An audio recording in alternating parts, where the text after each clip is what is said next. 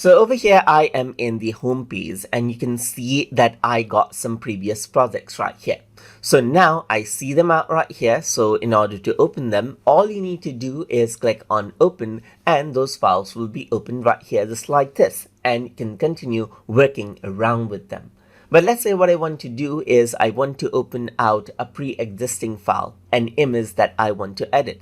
Then what I can do is I can go around onto home right here, and over here you can see that open file is an option. So if I were to go around and click right here, then it opens up the Explorer window. So you can go around and navigate around to the folder where you have your image. And let's say what I want to do is I want to edit out this image right here. So I'm just going to go around and select out this JPG image right here. And you can see that JPG images and vector images and even SVG images are supported right here.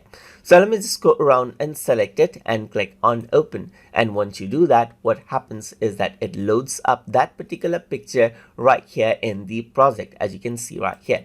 And then you can go around and start working around with it.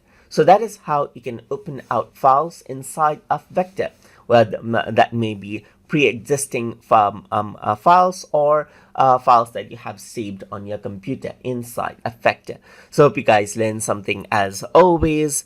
And as always, please like, comment, share, and subscribe.